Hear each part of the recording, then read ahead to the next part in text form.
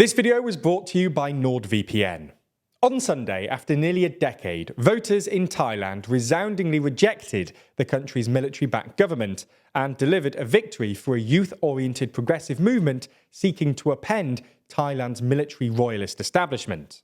So in this video, we take you through the results, the context, what might happen next, and pose the all-important question: will the military allow it?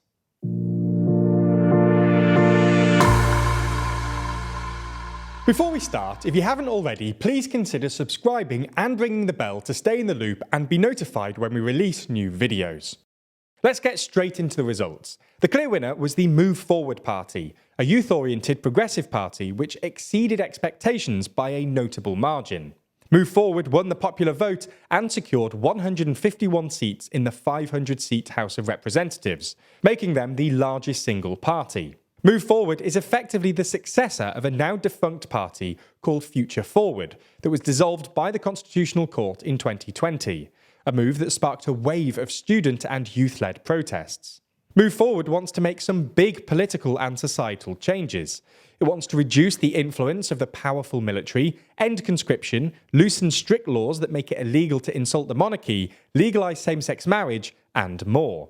By Thai standards, these are pretty radical proposals, particularly loosening the royal insult law, known as Section 112, which can see jail sentences of up to 15 years for those convicted of defaming or insulting the royal family, which is constitutionally enthroned in a position of revered worship.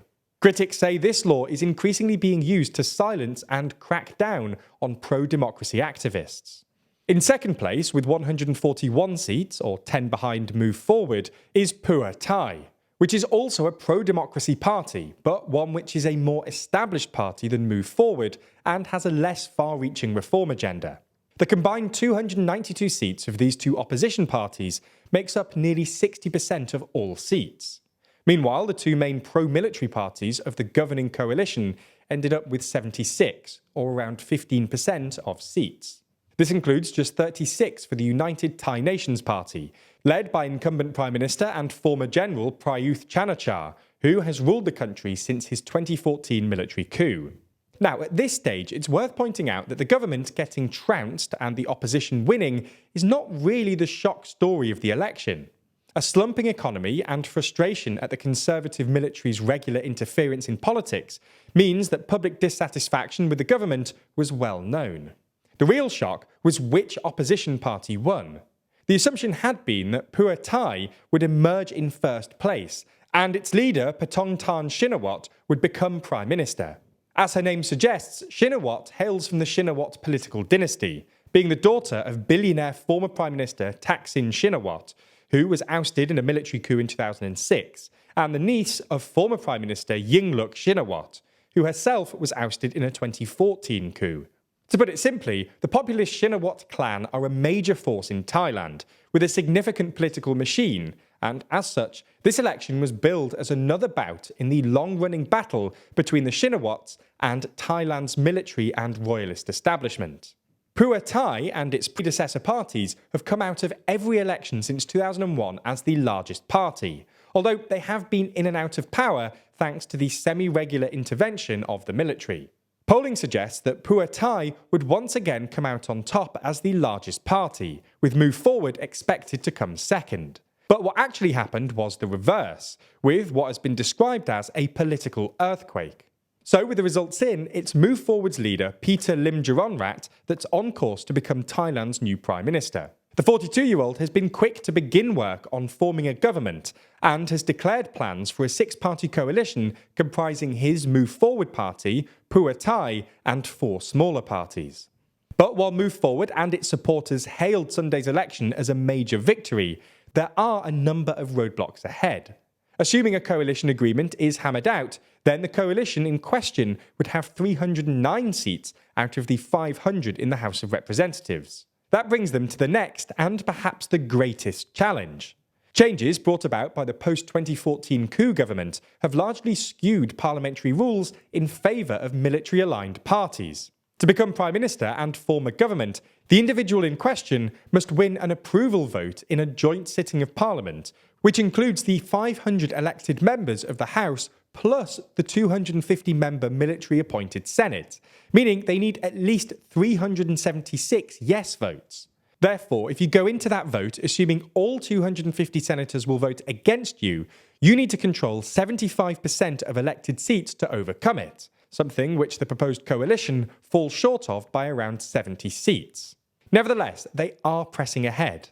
When asked about the parliamentary vote, Peter urged senators to listen to the people's wish, adding that it would be quite a hefty price to pay if someone is thinking about debunking the election result. Put simply, Peter is basically daring the unelected Senate to try and block the formation of his coalition government, hoping that the coalition's mandate will be enough to make senators think twice about rejecting him. And if it came to it, the party would likely be able to mobilise its supporters en masse in the streets, particularly in the capital Bangkok, where Move Forward won 32 of the 33 available parliamentary seats.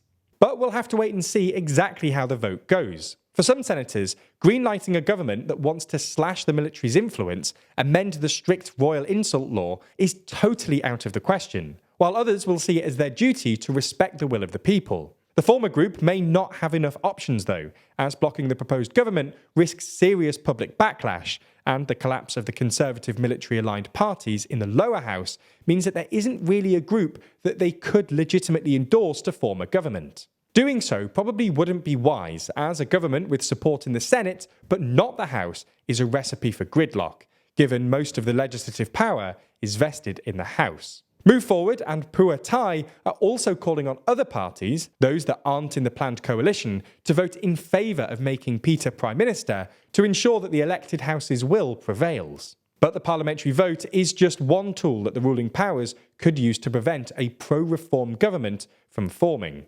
Move Forward could go the way of its ideological predecessor Future Forward and be forced to disband for some kind of electoral rule violation. Or Peter himself could be barred from office by a pending complaint at the Electoral Commission, alleging he improperly held shares in a media company while serving in Parliament, though he denies any wrongdoing. Thailand's history of 12 military coups in the past 91 years suggests that the military establishment is more than willing to intervene and do what's necessary to protect its status and power. But history doesn't have to repeat itself, and expectations can be subverted, as evidenced by the election results themselves. A few weeks ago, we were invited to Downing Street, where we were briefed on the government's anti-fraud plan.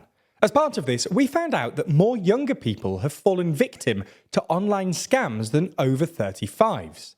And as our analytics frequently tell us, our audience skews younger, which means that you're likely in this age bracket. So if you want to protect yourself online, you should try NordVPN. NordVPN has a bunch of tools that keep you safe. First, they have a feature called Threat Protection, which protects you from malware, trackers, malicious ads, and phishing scams. But that's not all. NordVPN also has dark web monitoring services, which, even if you somehow do fall victim to online fraud or scams, notifies you if your details end up online, so you can promptly change your passwords and keep yourself protected. And what's more, if technology isn't really your thing, don't worry. NordVPN offers 24/7 customer support and even a 30-day money-back guarantee for all users.